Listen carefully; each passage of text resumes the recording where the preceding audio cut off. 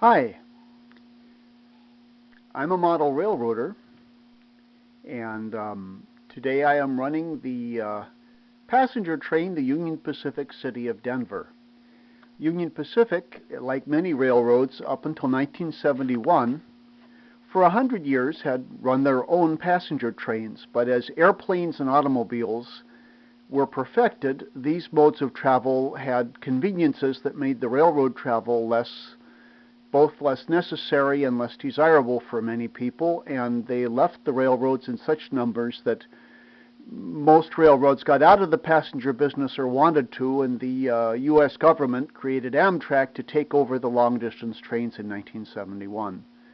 But at one time, private railroads ran passenger trains. They gave them names. Many railroads were very proud of their passenger trains. And while this may not be an exact copy of the real Union Pacific City of Denver, having grown up in Colorado, I always liked that name. The different cars on a passenger train, you can see this is a pretty long one, at least for my railroad. Each car was important. Each car had a specific purpose, and they were on the train in the order they were for a reason. So I thought we'd just quickly go down the train and talk about the cars, beginning with the locomotives. This type of locomotive, even though it's been many years since they were seen on real railroads, many people consider this the most beautiful diesel locomotive ever built. This is the Alco PA1, and ironically, the PA, short for passenger, is a name that was given to it by its fans and admirers, not so much the ones that build it. Alco itself, an acronym for American Locomotive Company, just called it their passenger locomotive, and eventually it became known as the PA. Like many locomotives of its day, the walkways were inside, not outside like on today's engines, so it gave a streamlined look. And it came in A and B units. An A unit was a unit that had an engineer's cab and a streamlined nose, and the B unit, or booster, had no engineer's cab, and they could add or subtract B units in between the A units to add or subtract power as became necessary, whether there were mountains or whether they were on flatland. This was Alco's second major attempt at a passenger locomotive. This little beastie over here is an Alco DL109. It is both beautiful and homely at the same time, and it existed before World War II. During World War II, most passenger locomotive production was severely cut back or stopped altogether, and by the time the war was over, Alco had upgraded that locomotive to become this one. So the DL109 was replaced by the PA. PAs ran in the United States from the late 40s up until 1967 or 68. When they were down to just 2 or 3 in the whole country. There are at least one of them or 2 of them right now are back in the country and being restored to their original appearance. An Alco PA had 2,000 horsepower, so our passenger train today with 2 A's and a B had 6,000 horsepower up front. The first car behind the locomotives was a U.S. mail car called an RPO. That's short for Railroad Post Office. It was literally a rolling post office. Inside you had people sorting the mail. They would pick it up on the fly at many stations. Even though this car doesn't have that detail, there was a hook by this little door at the front of the car. At the railroad station there was a hook that they could attach the bag of mail to, a bracket, and as the train roared by at 50 miles an hour, the guy would open this door and extend the hook, which would snatch the bag, and he would then pull it into the car without the train having to stop.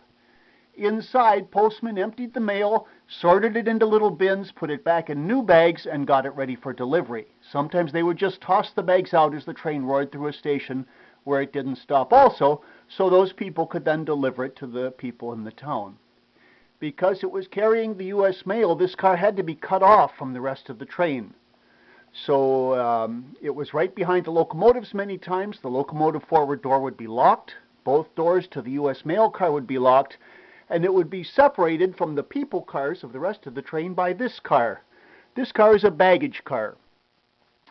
There might be a baggage attendant in it, who knows, maybe not, But this is where you put most of the big baggage that you didn't carry on the train. The baggage that today you would stow in the belly of an airplane instead of taking it up into the seats where you would sit. This was the railroad equivalent of that. The next car is what we call a dormitory car. This car, as you can see, it's got a little bit more room for baggage in the front, and then it has some sleeping accommodations in the back, but not for regular people. This is where the extra railroad employees would sleep when they were not on duty. Many of them might travel the entire distance, or most of it, on the train, which would take several days, and so when they were not working, this was a place they could come to get some rest. Behind this car was the diner. This was literally a rolling kitchen on rails. At the forward end, the reason the windows are tiny is that's where the kitchen was, and you can see the exhaust for the stoves on the roof of the car. In the back, where the bigger windows are, was the dining room. Many railroads had tables with fine china and genuine silver cutlery, where you could enjoy meals that were prepared fresh in the other end of the car as you sped along at 70 miles an hour. The next car is the sleeper. This is a car that had beds in it, often divided into little rooms called roomettes. They were more expensive than a coach, but you could get your own little room where you could sleep in relative quiet. During the day, the beds folded up into the walls and became sofas where you could sit and read the newspaper or enjoy conversation. Often a porter could shine your shoes during the night, and you'd find them fresh and shined in the morning with the morning paper waiting outside your door. The rooms were spaced in such a way that you can see this is why the windows go up and down. Every inch of space was used to the best use to make the car as comfortable as possible and yet carry as many people as possible. The next two cars are for the people that didn't want to pay the money for a sleeping compartment. These are coaches. You slept in them during the night and rode in them during the day. The way you slept at them during the night is the seats went back like a recliner chair, and you did your best. Often it was good before traveling on the train to get a good night's sleep your last day before leaving, if you were going to sleep in a coach a couple nights. But still, they had big windows, they had smooth running wheels, and if you were lucky and went through the mountains or something, you got a great view, as you did not have to worry about driving or traffic. This car right here is called the Dome car. One of the brand names was the Vista Dome. I told you I grew up in Colorado. The idea for this car came when diesel locomotives were new, and the company that built them would send a repairman to ride along with the train crew, both to help them like diesel locomotives and hopefully buy more of them, and to fix something if something went wrong.